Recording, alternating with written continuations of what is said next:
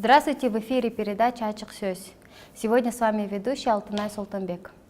Сегодня у нас в гостях гражданский активист, представитель бизнес-сообщества Максат Джумабеков. Здравствуйте, Максат Мурза.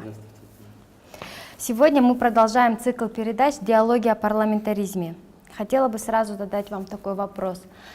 Что вы думаете о нашем парламентаризме, парламентаризм в Кыргызстане? Ну, парламентаризм — это инструмент, который мы начали пользоваться недавно, поэтому каких-то резких ожиданий от парламентаризма, наверное, не следует ожидать сегодня. Конечно, все недовольны теми процессами, которые сегодня происходят, и говорят, что как бы парламентаризм не оправдал ожидания и так далее. Но любой инструмент — это парламентаризм, либо президентская структура управления государством. Это всего лишь инструмент, и вопрос того, как мы им пользуемся, правильно ли мы адаптировали его под себя, правильно ли рычаги настроили управление и использование этого инструмента. Да? И поэтому, когда говорим, что мы ожидаем какие-то такие результаты сверхъестественные, то я бы не спешил над этим, да? Потому что те республики, те страны развитые, которые живут уже в парламентаризме, они долго к этому шли, настраивали, и поэтому у них уже отлаженно четко работает. Чтобы у нас это работало, нужно было бы посмотреть какие-то вещи, которые не работают. Да? Сегодня сложилась такая ситуация, когда сам парламент не может сформировать сильного премьера. Это нонсенс, который мы видим. Потому что интересы политических партий, они перекрещиваются, и им невыгодно держать сильного премьера. Как только сильный премьер начинает влиять на министров от партии, то они начинают его отзывать и так далее. И получается развал этих коалиционных соглашений. И хотя полномочий, инструментов у парламентариев очень много, да, и сегодня, как парламентская страна, по идее, страной должен был бы управлять премьер-министр, но это у нас не получается. Поэтому нужно, наверное, больше подумать, как настроить, если мы решили, что мы будем жить в парламентаризме, что у нас будет парламентская страна, что будет управлять парламент и премьер-министр, то нужно предпринимать такие шаги, чтобы это у нас получилось, и работать над ошибками, какие-то вещи исправить, настроить. Я думаю, что никто над этим пока не работает. Ну вот скажите на ваше усмотрение, вот как по вашему мнению, что именно мешает тому, чтобы у нас все-таки уже была парламентская страна, чтобы у депутатов был голос? Ну, у нас парламентская страна, она держится на сильных, хороших политических партиях. И сегодня у нас отсутствует культура политических партий, я считаю. Ну, очень маленький, во-первых, возраст нашей страны, да, независимости, а парламентаризма еще меньше. И поэтому нет культуры выдвижения хороших депутатов, хороших кандидатов в министры, в премьеры. Да? И я думаю, что здесь страдает именно культура политических партий, потому что, во-первых, партии должны отбирать хорошие кандидатуры и предлагать его народу. Но сегодня мы видим то, что политические партии, они предлагают больше настроены на решение своих политических интересов, именно политических интересов партии. И поэтому мы видим, что зачастую в интересах партии, когда выдвигается кандидат, страдает профессионализм. А почему? Вы можете объяснить? Ну, почему? Это организация политических партий. То есть они заточены, у нас политические партии заточены под каких-то конкретных людей. Решение не принимается, наверное, коллегиально, а принимается больше как бы по взаимоотношениям, по каким-то связям. То есть должны быть четкие критерии для профессионала. Да? Это профессионализм, воля достижения на результат. То есть человек должен быть результативным, приносить какие-то конкретные итоги своей деятельности. И политические партии, когда они избирались, когда они предлагали народу своих кандидатов, у каждого у них была какая-то программа. Когда назначаются премьеры, когда назначаются министры, мы не увидели, что какая-то политическая партия хотела, как-то попыталась осуществить свою политическую программу. Такого прецедента мы не увидели. И поэтому больше идет борьба за интересы. Да?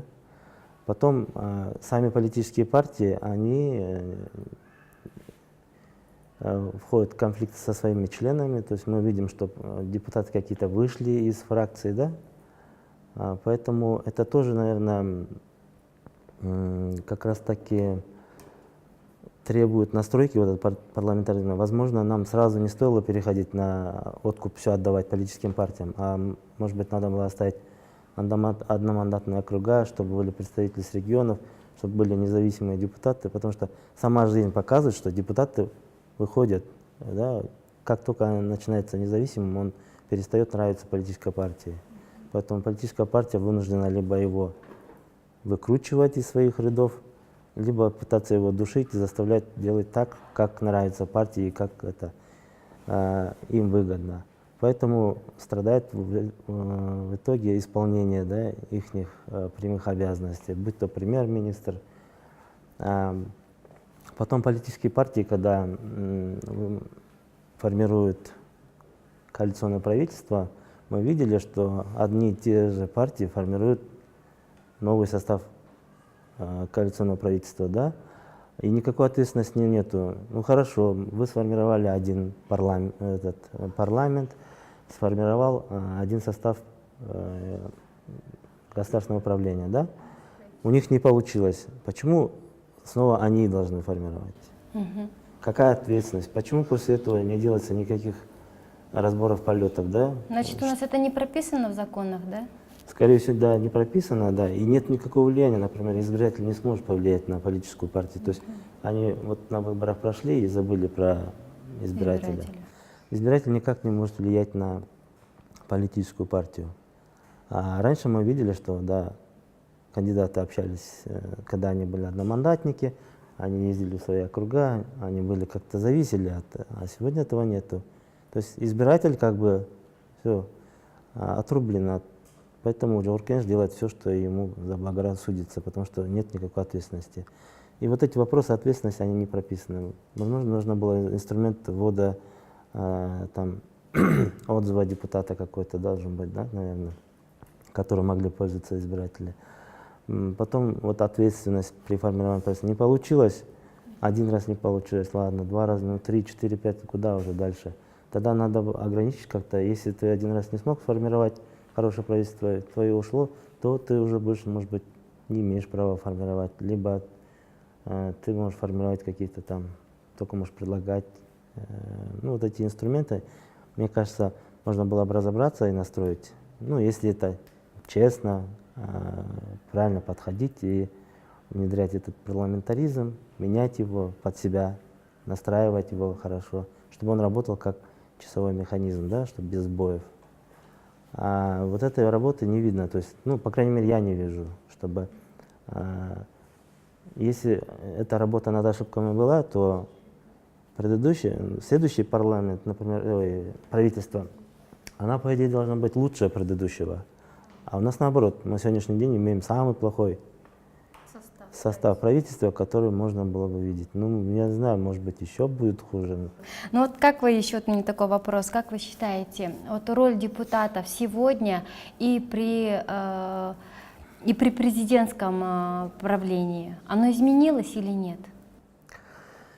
Ну, депутаты сейчас зависимы от политических партий, то есть от его руководства или руководителя, я не знаю, как формируются политические партии сейчас, какая атмосфера в их, но зачастую мы видим, что партии вмешиваются на назначение и так далее, поэтому страдает сама исполнительская дисциплина, когда человек просто должен идти, работать и выполнять прямые обязанности, а не выполнять Пожелания какие-то лидеров партии, да? Да, пожелания лидеров, либо какие-то интересы политических партий.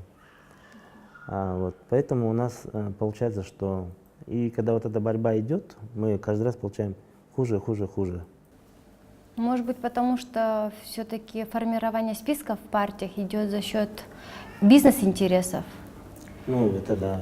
Специалисты очень редко поддерживаются. Возможно, поэтому у нас Я отметил, хромает. да, это как раз таки культура наших партий. Она не сложилась. Вообще в идеале партии они отбирают людей из массы народа, да, самых лучших, профессиональных, талантливых людей и должны предлагать народу своих кандидатов, да, и поддерживать их. Но сегодня мы этого не видим. Лично я не вижу. Давайте, наверное, сегодня еще поговорим с вами о предстоящих изменениях на стране. Это о том, что Кыргызстан собирается входить в таможенный союз. Мне было бы интересно узнать, что вы думаете по этому поводу, как представитель от бизнес-сообщества, какие возможные последствия для бизнеса при вступлении Кыргызстана в таможенный союз, положительные или отрицательные. Вы как непосредственный участник можете объяснить нам?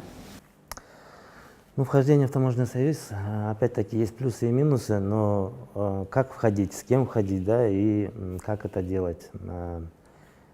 Сегодня, когда мы видим ситуацию вокруг таможенного союза, когда сегодня Россия перетерпевает такие, я не знаю, в России сейчас определенные проблемы с мировым сообществом. И это все отражается на участниках таможенного союза. Сегодня мы видим даже, если взять, пример, валюту, да, видим каждый день рост, и этот шлейф идет от России, то есть от России страдает и Казахстан, и как соседи тоже. И так как мы зависимы по нефтепродуктам, то есть этот шлейф обмена товарами, да, который сказывается на России, он отдается на нас. А когда мы вступим, думаю, что это немножко усилится еще. А потом я не предполагаю каких-то радужных перспектив от таможенного союза, потому что многим придется переориентировать рынок. А сегодня мы все говорим, что мы не можем товар перевести через казахскую границу. Но этот товар мы сами не производим, мы его завозим с Китая, с Турции, да? И если мы войдем в таможенный союз, эта граница перейдет на наши границы, то есть эта граница закроется с Китаем. Такие же проблемы, то есть этот товар мы не сможем завозить уже к себе, так как раньше завозили. Изменятся таможенные тарифы, совсем другая будет таможенная тарификация. И товары не такие будут дешевые, и мы не так сильно можем продавать, как сегодня продаем. Может быть, и сегодня хуже. Да, у нас был рассвет Дордоя, когда очень хорошие продажи были, много людей на этом заработало. Да? То есть базары у нас умрут, получается, я думаю, практически. Да. Я думаю, да. Все те люди, которые работают на перепродаже, да, на завозе различного рода, скажем, материалов, продуктов с Китая, то есть эти люди, они останутся без работы, да, потому что цена будет такая же, как и в России, как и в Казахстане, то есть нам уже перепродавать ее будет некому. Да? Какая-то категория товаров, наверное, останется, та категория товаров, которые нету в России. Но если, например, Россия же этими таможенными пошлинами она защищает свое производство. Так как у нас своего производства нету, это, конечно, нам невыгодно. Это мы все завозим с Китая. Конечно, китайский товар он дешевле, чем российский. И сегодня, когда границы закроются, это специально закрывается, чтобы китайский товар не попадал на рынок российский. И, соответственно, мы эту нишу, которую используем для перепродажи, заработка, она у нас пропадает. Плюс к тому еще у нас еще внутреннее потребление же есть, да? Ограничиться, то есть товары подорожают, не так будет дешево, не так доступно будет, как раньше было, да? А если даже мы динамики увидим, я работаю с казахскими бизнесменами, даже там люди, вот, которые там проживают, они приезжают в Бишкек, здесь одеваются, то есть влияние это можно сказать очень велико. И чем больше времени проходит в Казахстане, тем больше поток людей к нам. То есть они едут чисто для себя закупиться, не перепродать, а закупиться там запчасти купить, там, шины купить. То есть даже их уровень жизни, они не уже не могут себе да. позволить, да, себя обеспечить там, в Казахстане. Да, что тогда будет с нами? У нас будет, я думаю, что у нас будет где-то 90-е годы, где многие люди должны будут переориентироваться, начать новый бизнес, я не знаю, там, ну, какие-то вещи умрут. То есть мы возвращаемся в начало 90-х, после развала СССР, когда будет массовое обнищание народа? Да, обнищание, ну, если вы заметили, российский рынок, там действуют крупные холдинги. Если, например, у нас в каком-то бизнесе действует несколько маленьких, средних предпринимателей, да, которые зарабатывают на этом, то там есть большие холдинги, например, типа «Газпром». Вот эту ситуацию, например, с АЗСом мы видим, да? Новопорт, нет, я вру, БНК купили, и «Газпром» вот у нас сколько лет уже, да? И вот это влияние как раз-таки ощущается, это вот большие государственные холдинги, которые выкупили целые отрасли у нас, и их кризис сказывается на нас. То есть сейчас во всем мире цена на нефть падает, а у нас поднимается. То есть эти холдинги, они компенсируют свои убытки за счет увеличения розничной продажи товаров. И поэтому, а если завтра мы войдем в таможенный союз, скорее всего, мелкие предприниматели и средние, они умрут, потому что придет большие холдинги, это будет какая-нибудь сеть еще дополнительно, торговая, например. Кто-то агрохолдингом займется. Например, нельзя сравнить нашего, да, фермера, у которого там 10 бычков, и агрохолдинг, например, белорусский или российский, там, где 12 человек ухаживают за 2000 бычков. То есть мы с ними не сможем конкурировать. Они придут, выкупят. Это уже не будет бизнес, а он просто будет пастух, там, работник. То есть у себя же на ферме. основная масса нашего народа перейдет от уровня частного среднего предпринимателя на уровень обслуживающего персонала, да? Да, ну, возможно, зарплата там будет средняя по России, может быть, такая зарплата. Может, поставят, я не знаю, но все равно, я думаю, что многие те, кто, например, имел какую-то предпринимательскую деятельность, они ее потеряют, потому что конкурировать с такими большими холдингами наши не могут. И вот это, если вы помните, там в конце 90-х, 2000-х годов очень много было заправок, и у каждой заправки был свой хозяин, да? Хозяин, да. На этом зарабатывали, было там, допустим, 1000 там, семей. Пришел «Газпром», выкупил все это. Ну, сначала выкупил, конечно, Бабанов, а потом «Газпром». И началась монополизация просто рынка. Сегодня мы видим, что там на этом рынке только работает один холдинг, а остальные все обслуживающий персонал. Значит, получается, такое агентство, как антимонопольная политика, она будет абсолютно не востребована в ближайшем будущем? Вы знаете, вот как раз больная тема, как раз таки в таможенный союз нельзя входить с таким правительством и с такими государственными органами, которые у нас, да, сегодня идет тотальная распродажа наших интересов, ресурсов и так далее. То есть вот если в какой-то союз входить, надо входить с умным, передовым таким государственным управлением, да? Когда можно было бы посмотреть, где в России не так, где можно там действительно... В интересах своего народа, чтобы выступали люди. Да, даже я так громко не буду говорить народа, да, но они бы сами могли бы привлекать для своей работы самое лучшее из того, что есть в таможенном союзе. Но К сожалению, этой компетенции сегодня нету, и мы просто будем распроданы вот этим правительством. Я считаю, что с таким вот правительством вообще входить не стоит, потому что это очень полезно, вот, потому что все их ошибки будем мы сами на своей шкуре это все переживать. Это вот 90-е годы, я так думаю, потому что переориентировать рынок очень сложно. Я вот работаю в бизнесе, да, например, идея перепродажи очень легкая. Ну, взял, купил в одном месте подешевле, продал в другом месте подороже, да.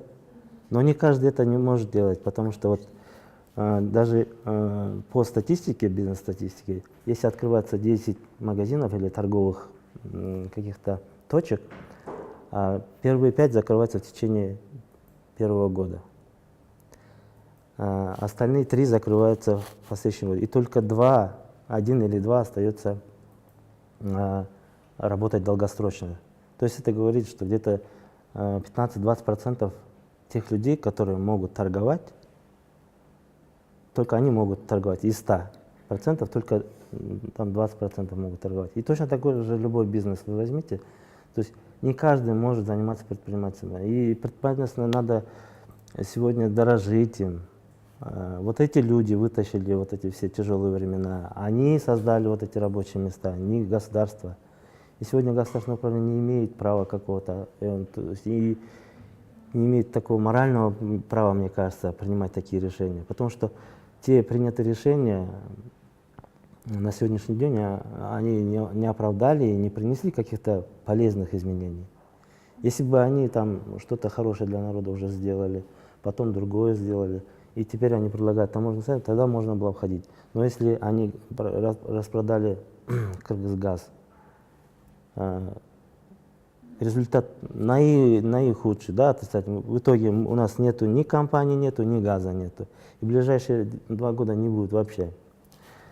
И череда вот таких неправильно принятых решений. И сегодня мы опять принимаем решение входить в таможенный союз. Когда сейчас...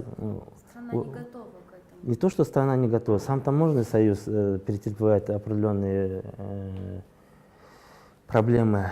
В России сейчас они пересматривают бюджет, они все это будут менять. То есть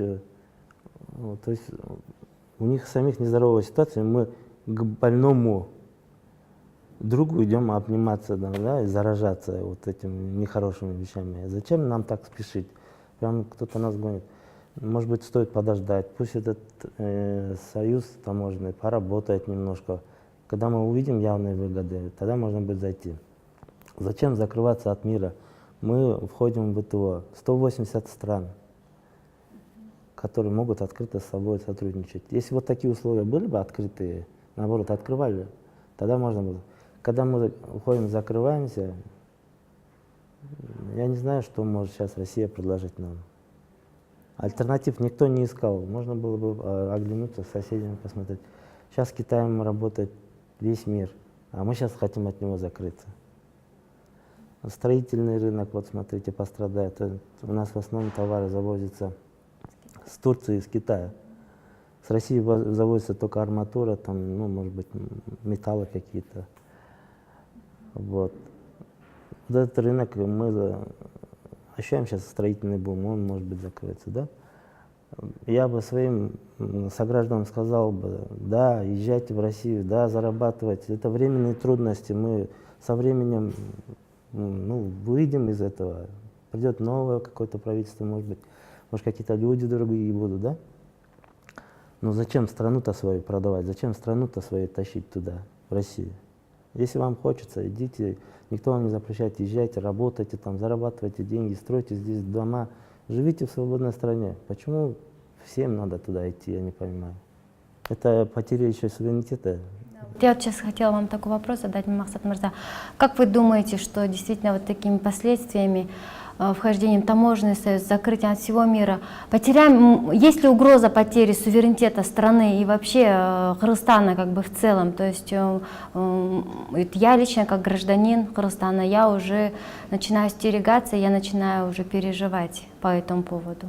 Что вы думаете, скажите? У меня есть тоже такие опасения по тому поведению России сегодняшнему, да, мы видим, что Не только мы опасаемся, и Казахстан начал опасаться. Сегодня они снимают ролики о своей независимости, ставят вопросы государственности, поднимают, да? И это очень это опасно на самом деле. Но если посмотреть просто разумно, без эмоций, да, если мы входим в этот таможенный союз, мы становимся тупиковой страной в этом таможенном союзе. Мы очень маленькие, мы никаких производственных мощностей нету, чтобы от нас завозить, да. То есть мы будем в какой-то маленькой области этого таможенного союза. Через нас никакой транспорт, реэкспорт, ничего не будет проходить, поэтому мы тупиковая страна. Опять-таки от нас закрываются все таможенные коридоры, то есть у нас не будет таких таможенных поступлений, как было. То есть мы будем как придаток России, то есть все принятие решений, я думаю, по таможенному союзу мы сами себе закрываем, а отдаем это в руки России. Те сегодняшние тарифы, они подумаются, есть прогнозы, что они подумаются от 17 до 30%. Это таможенные тарифы, защищающие российское производство. Это мы должны четко понимать, это не нас защищает, не кого-то еще другого, а вот именно российское производство. Сегодня это нужно России, чтобы распространить свои товары на территории таможенного союза. Это раз. Второе. Поведение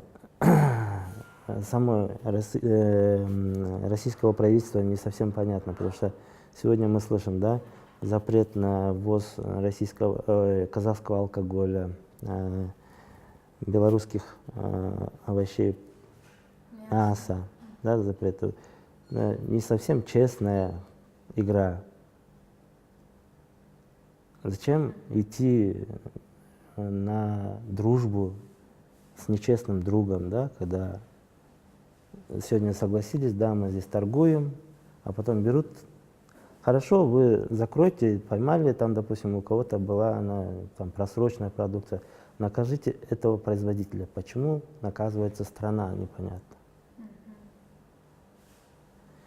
Почему, когда алкоголь казахстанский начинает выигрывать на российском рынке, ограничивают его ввоз? Это как можно понимать, что это одна экономическая зона, если внутри действуют еще какие-то непонятные запреты? Да. Поэтому сама Россия для меня не внушает сегодня доверия, принятие ее решений. Мне также не внушает доверия и сегодня наше правительство, когда больше эмоций, чем здравого смысла, да, когда министр экономики, он начинает придумывать какие-то плюсы хождения, да, и это не подтверждается никакими цифрами, а просто эмоции, нам будет хорошо, и у нас нет другой альтернативы. Я не согласен. Ну, как вы считаете, вот через вот такое экономическое, скажем так, ТС, они как обосновывают как экономическую выгоду в сторону для Кыргызстана, да? Но мы, наверное, все понимаем, что имея экономическое влияние на страну, естественно, за ним следует и политическое влияние. То есть мы не входим только в экономическую, да, какой-то союз, а это и есть политический союз. Алтынай, я не видел ни одного прогноза экономического, где бы было написано, что нам это выгодно. Я не видел ни одного прогноза, ни одной цифры я не увидел, предоставленной Министерством экономики. Да, в каких-то отраслях, например, нам швейную отрасль, мы можем, возможно, у нас увеличится поток, но он и так продается. У нас сейчас на вывоз сельхозпродуктов и так далее у нас нет ограничений. Такие же тарифы останутся. Сейчас людей немножко обманывают, мне кажется. Тарифы на вывоз сельхозпродукции, мяса у нас останутся теми же, ничего не поменяется. То есть они и сегодня такие же. Единственное, есть запреты на вывоз по качеству. То есть мы не можем ввозить, потому что у нас нет сертификации и так далее, и так далее. И сегодня, когда это преподносится как плюс, что мы завтра начнем больше продавать, и это, ну, я не знаю, это больше эмоций. Это экономически никак не обосновано. А что вы можете сказать по поводу мигрантов? Ну, мигранты, которые там работают в России, они уже не граждане наши. То есть большая часть их уже получила гражданство Российской России, Федерации? Да, и они никаким образом сейчас ситуацию с Кыргызстаном не поменяют. То есть они являются гражданами другой страны. Другое дело, да, если они сами хотят жить или приезжать сюда, я согласен, да, какие-то процедуры, может быть, упростят по, например, регистрации, там, да, получению каких-то, ну, для новых. Но для нашей страны это губительно. Нам не нужно, чтобы большое количество людей уезжало. Нам нужно, чтобы самые хорошие, талантливые, они оставались в стране, создавали здесь рабочие места. То есть мы должны сейчас больше работать на том, чтобы здесь было комфортно. Государство должно заботиться о том, чтобы здесь люди зарабатывали, здесь создавали какие-то новые рабочие места, чтобы эта страна развивалась. Не Россия стала лучше, чтобы все наши лучшие уехали туда, а потом отсылали нам деньги, да, как, я не знаю, как дом престарелых или как алименты там, чтобы они отправляли своим родителям. Нет, а чтобы все лучшее здесь осталось, все лучшее сюда ехало, да. Тогда совсем другой вид нашей страны, тогда совсем по-другому мы смотрим на свое развитие. То есть вот эта политика, вхождение там, она никак сильнее нас не делает, она делает нас ущербнее, хуже и так далее. То есть все талантливые люди, кто может больше, они все поедут в Россию, они будут, им лучше, еще лучше условия, да, например, будут предлагаться, например. И все талантливые уедут. Эту страну никто не будет поднимать. Кто будет жить на границах, кто будет охранять эти границы. Сейчас То есть мы должны, конечно, думать больше о себе. Конечно. Молодежь, сейчас многие не хотят жить в приграничных, да, районах. Они все готовы выехать в Москву, хотят там жить. Да, основная прослойка трудоспособных людей, она, к сожалению, сегодня выезжает. Да, и поэтому, если мы хотим делать свою страну лучше, то немножко надо политику поменять. И надо сделать так, чтобы талантливые, хорошие люди оставались здесь. Создавать им все условия для того, чтобы они развивались, да, в нашей стране. Ну, наверное, последний вопрос, Махсат Мырза. Какие у вас есть пожелания для того, чтобы наша страна как-то изменилась к лучшему? Ну, пожелания какие? Пожелания, мне кажется, нам нужно просто поверить в себя. Мы все можем, у нас все получается, у нас все есть. Поверить в себя и в свою страну. И вкладываться в страну, в себя, вот, менять, делать вот это, будь то парламентаризм, будь то президентская страна, но туда, чтобы приходили лучшие, чтобы лучшие здесь осталось, чтобы лучшие хотели работать на государство. Тогда мы быстро изменимся, потому что я верю, и кыргызы доказали, что по всему миру они сейчас работают, по всему миру востребованы. Почему они не востребованы в собственной стране? Я считаю, потому что некие нечестные люди, они как-то узурпировали вот эту власть и не подпускают туда, не строят таких. Ну вот есть ли у вас какие-то идеи по тому, чтобы вот действительно достойный человек пришел к власти, пришел вот в ту партию, которая должна победить в выборах предстоящих Жоркенеш, и чтобы они могли решать судьбу Кыргызстана в интересах своей страны? Ну это возможно, это же в мире есть все это, да. Как раз таки об этом и речь, что это, наверное, больше вопрос ответственности, чтобы эти люди, они смогли взять ответственность на себя и сказать, да, я вот свою страну сделаю лучше, да, я буду бороться за изменения, за улучшение, да, я буду отстаивать собственные права, свой суверенитет. И эти люди должны объединиться, прийти во власть, менять, какие-то реформы нам нужны именно в государственном управлении, да. И как раз таки сейчас страна нуждается в таких людях. Эти люди нужны, эти люди есть на самом деле. Но вот у нас, наверное, страдает вопрос ответственности. Они есть, но они не хотят брать ответственность за свою страну. если даже они хотят, но не такого сильного это желание. А если бы было желание сильным, то можно было давно изменить. Мы 2 раза делали революцию. Это говорит о потенциале, да, человеческом. То есть они есть, эти люди. Они... Мне кажется, и желание есть.